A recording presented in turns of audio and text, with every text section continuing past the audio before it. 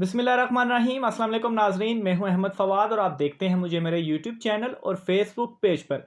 नाज़रीन, आज का ये जो वीलॉग है ये थोड़ा सा मैं डिफरेंट करने जा रहा हूं, क्योंकि मलाला यूसुफज़ई का जो एक इशू है, ख़ास तौर पर जो उन्होंने एक बयान दिया, उस इशू के ऊपर काफ़ी सोशल मीडिया पर भी बहस चल रही है और हमारे जो नाजरीन हैं वो भी इस हवाले से जानना चाह रहे हैं कि आखिर ये जो उन्होंने बयान दिया इसकी वजह क्या है, क्यों दिया, क्या वो भी जो एक यूरोपियन तर्स अमल है, जो उनका कल्चर है, उस डायरेक्शन में जो है वो चली गई हैं। असल में मामला हुआ क्या है उसकी तफसीलात आपके सामने मैं इस वीलॉग में रखूँगा, क्योंकि सोशल मीडिया पे भी नाजरीन बहुत सारी जो चीज़ें चल रही हैं वो भी एक डायरेक्शन में ही चल रही हैं, जिसकी वजह से काफ़ी कन्फ्यूजन पैदा हो चुकी है।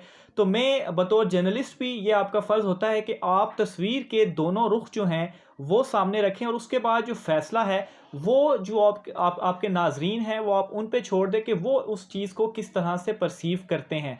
तो जो तस्वीर के दोनों रुख हैं इस बयान के हवाले से, वो मैं आज के इस वीलॉग में आपके सामने रखता हूँ।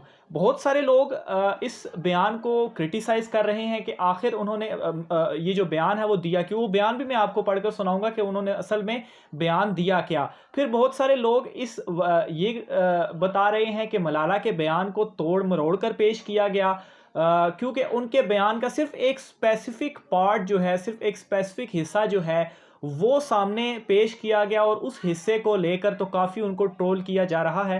हालांकि अगर आप उनका पूरा बयान पढ़ें तो वो शायद उस तरह से तासुर नहीं दे रहा। बहरहाल दोनों चीज़ें मैं आपके सामने रखता हूँ, फैसला फिर आपने खुद करना है। कमेंट बॉक्स में आप अपनी राय का भी इजहार कर सकते हैं और फिर बीच में एक और इसी बयान के ऊपर एक बड़ी अहम डिटेल है वो भी मैं आपके साथ जो है वो शेयर करूँगा। तो सबसे पहले तो नाजरीन, मैं आपको मलाला यूसुफज़ई का वो जो हिस्सा है जिसके ऊपर काफ़ी तनकीद हो रही है वो आपको बताता हूँ। तो ये नाज़रीन एक बरतानिया का एक मैगज़ीन है जिसको उन्होंने एक इंटरव्यू दिया। इंटरव्यू में बहुत सारी उनसे तफसीलात पूछी गई, लेकिन जब उनसे शादी के हवाले से सवाल किया गया तो उन्होंने इस उस सवाल के ऊपर अपना जो जवाब दिया वो ये था। उन्होंने कहा कि मुझे ये बात समझ नहीं आती कि लोग शादी क्यों करते हैं। अगर आपको अपनी ज़िंदगी का साथी चाहिए तो आप शादी के कागज़ात पर दस्तखत क्यों करते हैं, ये एक पार्टनरशिप क्यों नहीं हो सकती। ये वो बयान था जिसको लेकर काफ़ी सोशल मीडिया पर तनकीद हुई। वो कहती हैं कि शादी की ज़रूरत नहीं, वैसे भी आप जो एक जो एक यूरोपियन कल्चर है, शादी के बगैर आप इकट्ठे रह सकते हैं, लेकिन हमारे वहाँ पर यहाँ जो है वो ऐसा कल्चर बिल्कुल भी नहीं है। शादी जो है वो सुन्नत भी है, तो हम इसको बड़ा सीरियस लेते हैं और बहुत इसको जो है वो समझते हैं कि इस तरह से नहीं होना चाहिए। इसीलिए मौलाना यूसुफज़ई पर बहुत ज़्यादा तनकीद भी की गई। अच्छा, तनकीद क्या हुई? तनकीद के बाद उनके वालिद साहब जो हैं उन्होंने एक मौक़िफ़ दिया, ख़ास तौर पर मुफ्ती पोपलज़ई साहब जो है उन्होंने उसके ऊपर तनकीद की। पहले उस पर उनके वालिद साहब कहते हैं कि मीडिया और सोशल मीडिया ने इनके इंटरव्यू की इक़्तिबास को सियाक़ो सबाक़ से निकाल कर तब्दील करके जो है वो शेयर किया और बस। अच्छा, वो ये कहते हैं कि ये जो इनका इंटरव्यू था सिर्फ ये पार्ट मीडिया ने शेयर किया, जो कि गलत है, क्योंकि अगर आप सिर्फ इस पार्ट को पढ़ें तो फिर तो मानना वही बनता है, लेकिन अगर आप इनके पूरे इंटरव्यू को देखा जाए तो उसमें जो है वो और ही कुछ वो कह रही हैं। अब मैं आपको बताता हूँ कि इन्होंने जो है वो इंटरव्यू में असल में कहा क्या और वो इनका पूरा बयान है। और जो ये कहा जा रहा है कि इसका ऊपर वाला पार्ट और उसका नीचे वाला पार्ट जो कि नहीं पेश किया जा रहा, वो भी मैं आपके सामने रखता हूँ। अच्छा, तो यहाँ पर नाज़रीन ये कहते हैं कि इंटरव्यू के इख्तिताम पर मलाला ने खुद से ही मोहब्बत और रिश्तों से मुतल्लिक बात करना शुरू की। मलाला ने बताया कि इनके तमाम दोस्तों को पार्टनर्स मिल रहे हैं, लेकिन वो इस हवाले से तस बज़ब का शिकार है। उन्होंने ये कहा कि सोशल मीडिया पर हर कोई अपने रोमानवी रिश्तों के बारे में लिखता है तो आप परेशान हो जाते हैं। आया आप किसी पर एतबार भी कर सकते हैं और ये बात आप कैसे यकीनी बना सकते हैं। मलाला अपने वालिदैन की शादी को अरेंज्ड मोहब्बत का नाम देती हैं, यानी वो एक दूसरे को पसंद करते थे लेकिन उनके वालिदैन की मर्ज़ी के मुताबिक ये शादी हुई। ताहम मलाला ख़ुद ये नहीं जानती कि वो कभी शादी करेंगी भी या नहीं। مجھے اب اچھا یہ وہ بیان ہے جس کو کاٹا گیا، یہ اس کو اوپر والا حصہ میں پیش کر رہا تھا. اچھا وہ کہتی ہے مجھے اب یہ بات سمجھ نہیں آتی کہ لوگ شادی کیوں کرتے ہیں. اگر آپ کو اپنی زندگی کا ساتھی چاہیے تو آپ کو شادی کے کاغذات پر دستخط کیوں کرنے ہیں؟ یہ ایک پارٹنرشپ کیوں نہیں ہو سکتی؟ اچھا ملالہ نے یہ لائن بولنے کے بعد جو لائن بولی، اس لائن کو لے کر جو دوسری سائڈ کے لوگ ہیں جو یہ کہہ رہے ہیں کہ ملالہ کے بیان کو توڑ مروڑ کر پیش کیا کہ وہ اس لائن کو سامنے رکھتے ہیں، وہ میں آپ کو اب بتاتا ہوں. اچھا ملالہ نے اس کے بعد یہ بھی کہا کہ ان کی والدہ ان کی اس رائے سے اتفاق نہیں کرتی اور کہتی ہیں کہ تم آئندہ کبھی ایسی بات نہیں کرو گی، تم نے شادی کرنی ہے، شادی انتہائی خوبصورت رشتہ ہے. اچھا اب یہ وہ لائن تھی جس کے اوپر جو دوسری سائڈ کے لوگ ہیں وہ کہتے ہیں کہ اس اسپیسیفک پارٹ کو لیا گیا، لیکن اگر یہ چیز پڑھی جائے تو اس میں تو ملالہ یوسفزئی کی جو والدہ ہیں وہ تو انہیں منع کر رہی ہیں کہ ایسا نہیں کہنا، اور یہ بات تم بالکل غلط کہہ رہی ہو. لیکن ناظرین یہاں پر بات یہ ہے کہ ٹھیک ہے ان کی والدہ نے یہ لائن کہی ان کو کہ یہ چیز تم غلط کہہ رہی ہو اور ایسے الفاظ کبھی منہ پر نہیں لے کے آنے تم نے، لیکن اس کے باوجود ملالہ یوسفزئی کے اپنے خیالات کیا ہیں. میٹر تو یہاں پر یہ چیز کرتی ہے کہ یورپین کنٹریز میں آپ آزاد ہوتے ہیں، آپ کے اوپر ماں باپ کا اس طرح سے پریشر جو ہے وہ نہیں ہوتا، تو ملالہ کے تو خیالات وہی ہیں. اور میرے خیال سے یہ کوئی حیرانگی کی بھی بات نہیں ہوگی، کیونکہ جب آپ کسی کلچر کے اندر رہتے ہیں تو آپ اس کلچر کا اثر لیتے ہیں اور اوبیسلی ان جیسے بھی ہو جاتے ہیں.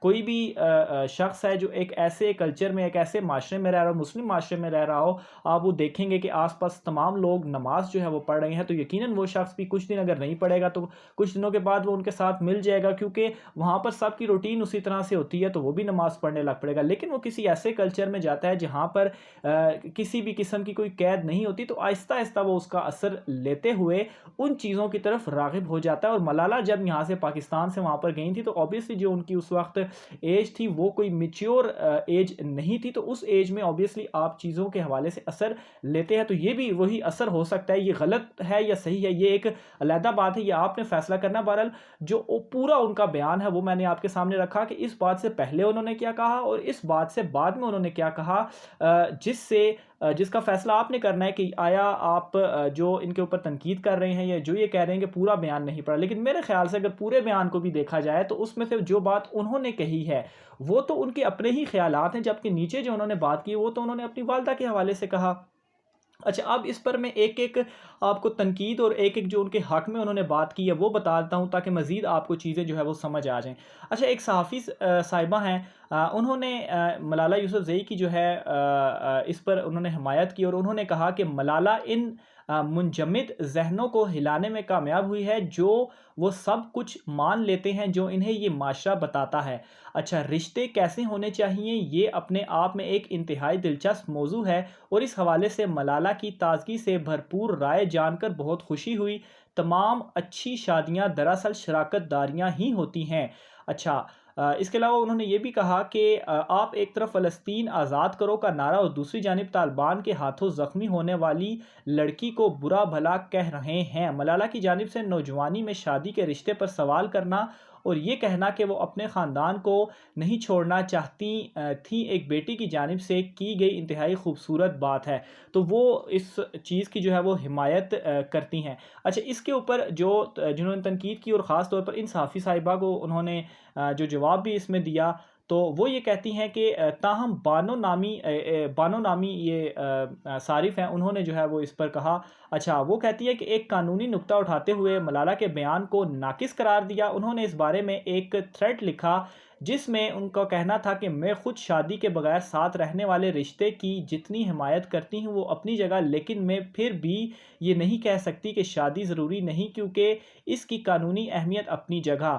اچھا اس کے علاوہ وہ کہتی ہے کہ زیادہ تر ممالک جیسے پاکستان میں پارٹنر کی کوئی اہمیت نہیں، شادی آپ کو اپنے حقوق حاصل کرنے کے لیے ایک قانونی راستہ دیتی ہے. برطانیہ میں بھی آپ کو ایک کانٹریکٹ پر دستخط کرنے ہوتے ہیں، ہمیں یہاں شادی کو دو افراد کے درمیان کانٹریکٹ کے طور پر دیکھنا ہوگا. اچھا یعنی کہ وہ اس کو ایک قانونی نقطہ نظر سے وہ بتا رہی ہیں کہ آبویسلی آپ کے بہت سارے حقوق ہوتے ہیں، تو اگر آپ کا کوئی نکاح نہیں ہوتا، کوئی سگنیچر یا کوئی جو بھی باہر ممالک میں کانٹریکٹ وغیرہ ہوتے ہیں، تو اس کے بغیر پھر آپ مطلب قانونی کوئی چارہ کوئی استعمال نہیں کر سکتے. میرے خیال خیال سے جو مجھے ایک اس حوالے سے کچھ چیزیں یاد ہیں کہ اگر باہر ملک میں اگر آپ شادی کرتے ہیں اور اگر آپ کی طلاق ہوتی ہے میاں بیوی کے، تو جائیداد میں جو ہے وہ کافی آدھا آدھا حصہ ہوتا ہے آپ کا. اس وجہ سے بھی بہت سارے لوگ جو ہیں وہ وہاں سے باہر اس طرح سے شادیاں کر لیتے ہیں کہ بس وہ آپس میں رہتے ہیں لیکن وہ شادی نہیں کرتے، جس کی وجہ سے وہ یہ ہوتا ہے کہ اگر آپ کل کو کوئی علیحدہ ہوتے ہیں تو جو آپ کی جائیداد ہے، چیزیں وغیرہ، وہ خالی ایک بندے کے پاس ہی ہوں گے، عورت کو اس میں سے کچھ بھی نہیں ملے گا. تو یہ وہ ایک قانونی چارہ جوئی ہے جو آپ اگر نکاح میں ہو تو آپ استعمال کر سکتے ہیں. خیر یہ ایک لیگل پوائنٹ آف ویو سے تھا، اور میری ذاتی رائے میں اوبیسلی آپ اس طرح سے تو نہیں کہا جا سکتا کہ آپ پارٹنر ہمارے اسلام کو آپ دیکھ لیں تو آپ شادی جو ہے وہ ضروری ہے، یہ نہیں کہ آپ